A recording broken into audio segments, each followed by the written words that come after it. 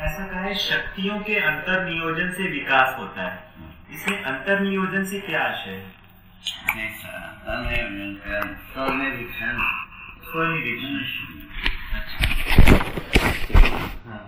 वही चीज है ना, भौतिक संसार में जाते हैं वो तो रेडिएशन मेटर,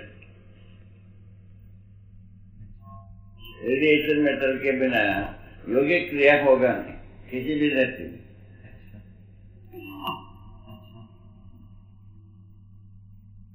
योगिक क्रियाएं हो रहा है और निकटवर्ती समय में योगिक क्रिया होने की संभावना बन जाती किसी भी धरती में। तो मनुष्य में आपने शक्तियों के अंतर नियोजन से आपने कहा स्वनिरीक्षण आशय। ये स्वनिरीक्षण जो है वो किस प्रकार होता है, एक बार थोड़ा सा और बताइए। जैसा निरीक्षण का मतलब क्या है, समझना। निरीक्षण का परिभाषा समझना, ठीक है। सुनिरीक्षण स्वयं को समझना कैसे बनता है। हम मन से संसार का दृष्टा, मन से संसार का दृष्टा, मन से संसार के साथ हम ठीक करता हूँ गलत करता हूँ इसको जांचना। न्याय गलती सही क्या चीज है, न्याय पूर्वक जीना, अन्याय पूर्वक जीना। उसके डिटेल क्या है, मानव चेतना में जीना, जीव चेतना में जीना। तो इस तरीके से मैं स्वनिरीक्षण किया, जो मन से मैं क्या के साथ कैसे जीव चेतना में जीता हूँ या मानव चेतना में जीता हूँ पता लगता है। ये स्वनिरीक्षण हुआ। इसमें कोई बाधा विवाद है? कोई बाधा विवाद नहीं है। उसके बाद तो मन का दृष्टा वृत्ति, जो वृत्ति जो है ना, वृत्ति जो वृत्ति में न्याय, न्याय धर्म, धर्म सत्य सत्य दृष्टि, सत्य सत्य विधि से हम काम करता हूँ कि नहीं है, उसका मन काम करता है कि नहीं, उसको हाँ। तो मन जो किस तरह से काम कर रहा है ये तो हुआ वृत्ति के द्वारा, है ना। ये सुनिश्चित स्वनिरीक्षण की बात। इस स्थिति में यह आ गया वृत्ति का दृष्टा चित्त होता है। चित्त में जो है ना, चित्त जो है ना विचार करता है, मैंने विचार करता है कि न्याय धर्म सत्य पूर्वक के वृत्ति जो है ना, इसको मन को प्रेरणा दिया। अच्छा, ये स्वनिरीक्षण।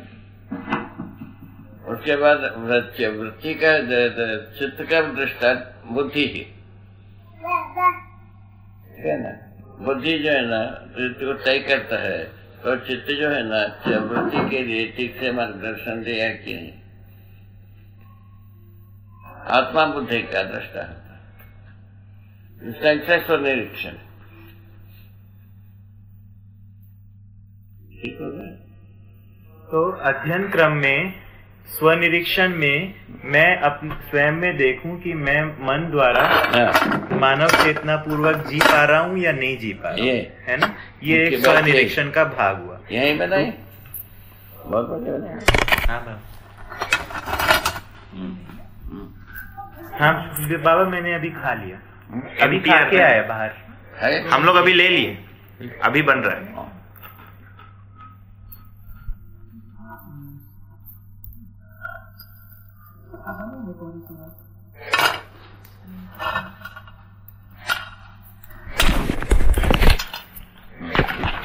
बिना अनुभव, मन जो है ना वृत्ति में अनुभव करता है। संसार जो है ना मन का अनुभव करते हैं, हम मन कैसा काम कर रहे हैं, संसार अनुभव करता है। हमारा अनुभव दूसरे आप करते हो कि नहीं है। हमारा मन कैसा काम कर रहा है, इसका मूल्यांकन आप करते हैं। आपके साथ हम कैसा काम करता हूँ, आपका आप मूल्यांकन करोगे कि नहीं करोगे? करेंगे बाबा, करते ही करते ही। ये बात मन का मूल्यांकन चित्त करता है। वृत्ति का मूल्यांकन चित्त, वृत्ति का मूल्यांकन चित्त, चित्त का मूल्यांकन बुद्धि का मूल्यांकन आत्मा करता है। हाँ, अभी हम अनुभव विधि की बात कर रहे हैं। वही अनुभव करता है। हाँ, इसी क्रम में। हाँ, माने हमारा मन कैसा है उसको संसार अनुभव करता है। हाँ, उसको संसार अनुभव करता है। मन का अनुभव वृत्ति करता है, व्यक्ति का अनुभव चित्त करता है, चित्त का अनुभव बुद्धि करता है, बुद्धि का अनुभव आत्मा करता है। मतलब आप ये कह रहे हैं कि मन वृत्ति में अनुभव करता है, हाँ। वृत्ति चित्त में अनुभव करता है, चित्त बुद्धि में अनुभव करता है, और बुद्धि आत्मा में अनुभव करता है। आत्मा सहअस्तित्व में अनुभव करता है। आत्मा सहअस्तित्व में तो ये जो अनुभव करता है, मतलब उससे वो आप्लावित हो जाता है, ऐसा अभिभूत हो जाता है। मतलब वो उससे क्या हुआ, अनुभव में अभिभूत होने की विधि है। हाँ, आत्मा सहअस्तित्व में अभिभूत होता है। हाँ, बुद्धि आत्मा में अभिभूत होता है। हाँ, चित्त जो बुद्धि में अभिभूत होता है। हाँ, बुद्धि चित्त में अभिभूत होता है। हाँ, मन जो है ना वृत्ति में अभिभूत होता है। अनुभव के फलस्वरूप को पूरा जीवन में बटने बने प्रभावित होने की विधि बनता है। ये अनुभव विधि बनी। अभिभूत मतलब पूरी तरह से प्रभावित हो जाना। पूरा जीवन प्रभावित होता है। हाँ, मतलब जब आप ये कहते हैं बुद्धि आत्मा में अनुभव करता है, मतलब बुद्धि जो है आत्मा से पूरी तरह से प्रभावित हो जाता है, तद्रूप हो जाता है। अच्छा, आत्मा कैसा तद्रूप होता है।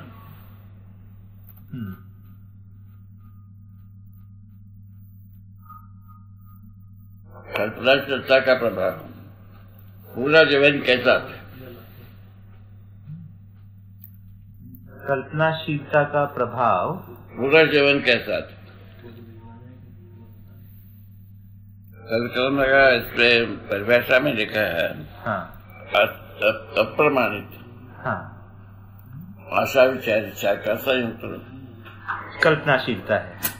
आपने कहा कल्पनाशीलता का प्रभाव पूरे जीवन के साथ में है। हो गया ना। हाँ, हाँ, मतलब जब अनुभव विधि से पूरी कल्पनाशीलता अनुभव मूलक हो जाती है, ऐसा आप कह रहे हैं। तो हम ये बात कर रहे थे कि शक्तियों के अंतर्नियोजन से विकास होता है।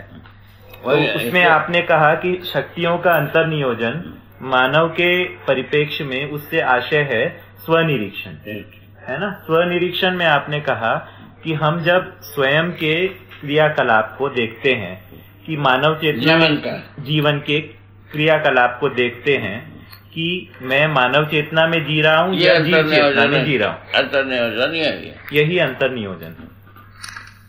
अच्छा,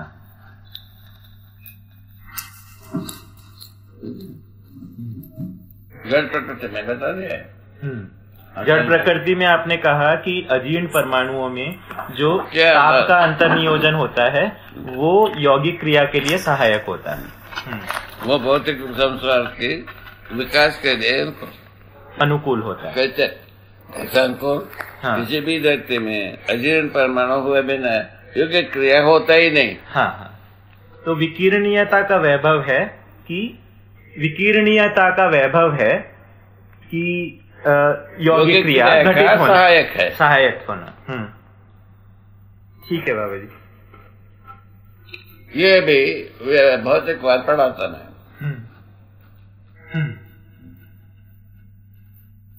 क्या करेंगे? हाँ, ये ठीक हुआ।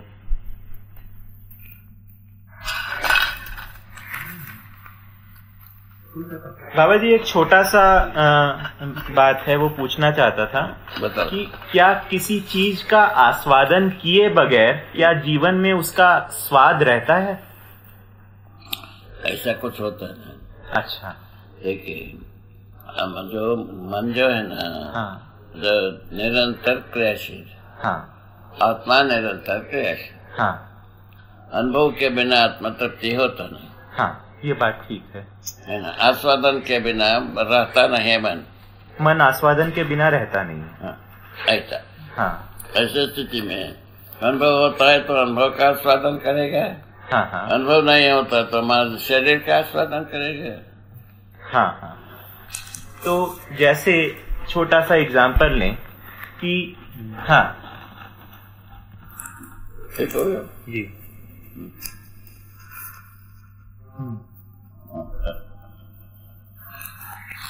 हाँ, ये वाला बात क्लियर हुआ कि है ना, क्रिया होती है, मन में क्रिया होती ही है आस्वादन की।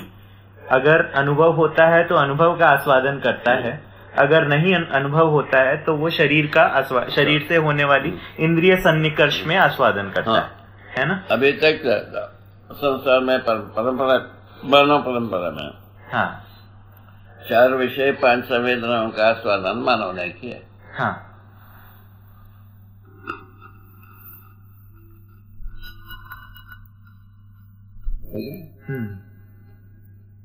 तीन स्नावों का आस्वादन करना है तब तो मानव चेतना की आवश्यकता है।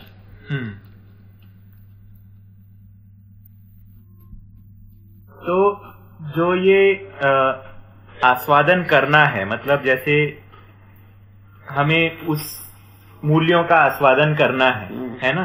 अगर मूल्यों का आस्वादन नहीं होगा तो मूल्यों के लिए चयन नहीं हो पाएगा, संबंध का चयन नहीं होगा, संबंधों का चयन नहीं होगा, है ना।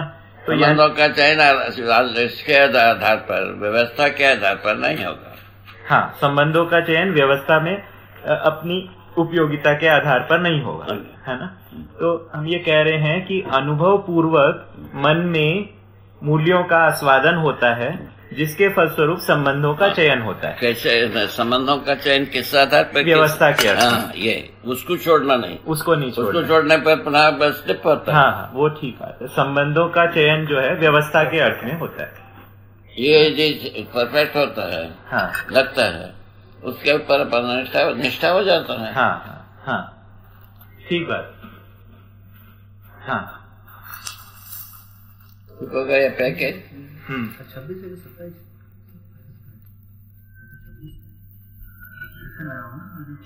ये मुद्दा है। हाँ, पूरा बड़ोकर के लिए बहुत मुद्दा है।